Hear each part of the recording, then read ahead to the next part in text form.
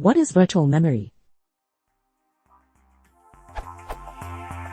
I was double-checking my notes for virtual memory, and the definition in my textbook is process of allocating a section of secondary storage to act as part of the main memory. Whereas Wikipedia says, virtual memory is a computer system technique which gives an application program the impression that it has contiguous working memory and address space. And Wikipedia also says, note that virtual memory is more than just using disk space to extend physical memory size. Can anyone offer any clarification as to which is correct?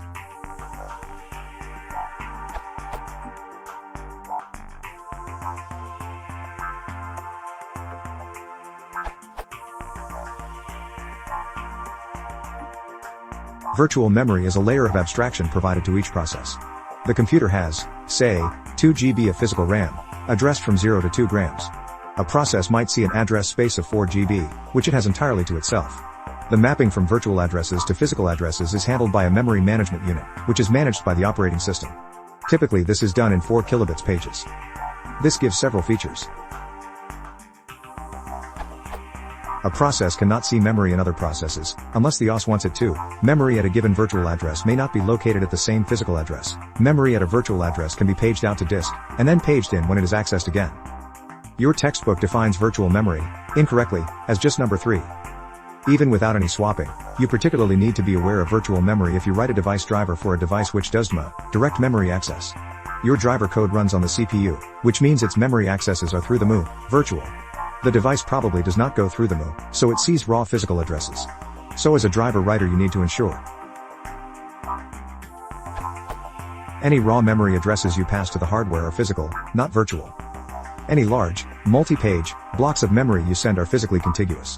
An 8K array might be virtually contiguous, through the MU, but 2 physically separate pages. If you tell the device to write 8K of data to the physical address corresponding to the start of that array, it will write the first 4K where you expect, but the second 4K will corrupt some memory somewhere. Frown.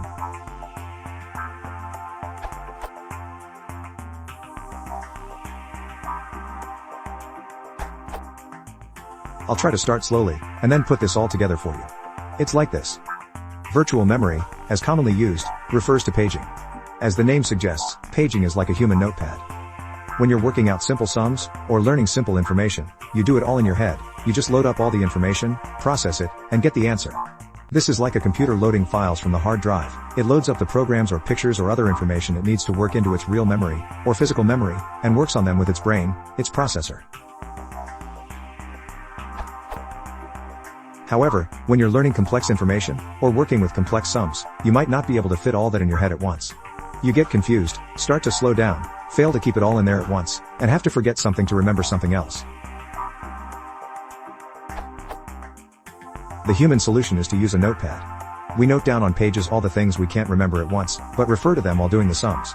We might not be able to remember a huge list of sales figures for the month, but we can look at the pages, get the information a bit at a time, and process each bit.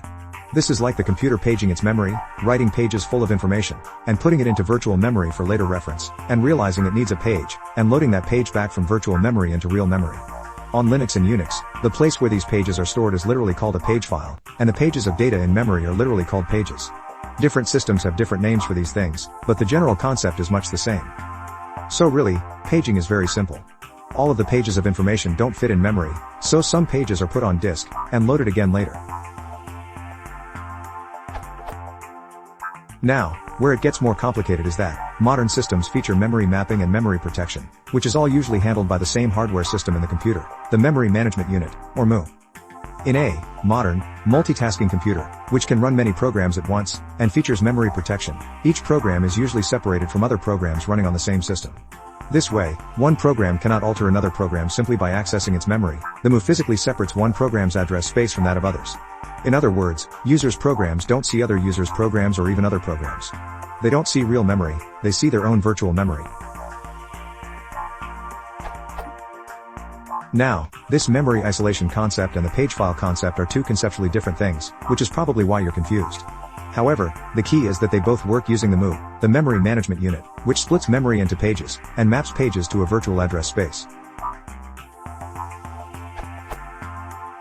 So, when a program asks for the memory at a certain memory address, what really happens is that the memory pages for that program and their corresponding addresses, the program's address space, are looked up, and the page that corresponds to that memory block is found.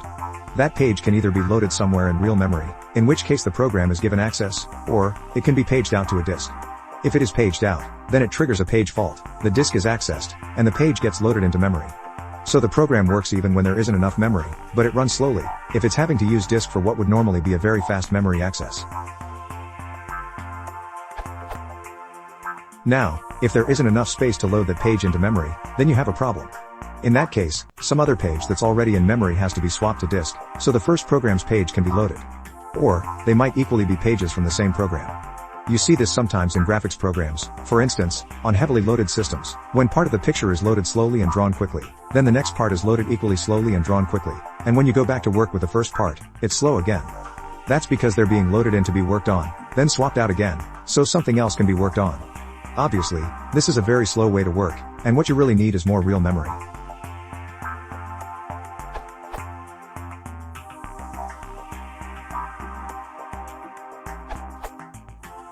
I know it's too late, but thoughts still it useful. All are correct based on different viewpoints. Virtual memory is a memory management technique, whereas swap memory was area on the disk drive. Swap memory is generally called as swap space. Swap space refers to the portion of the virtual memory which is reserved as a temporary storage location. Swap space is utilized when available RAM is not able to meet the requirement of the system's memory. You can refer to the below link for more details.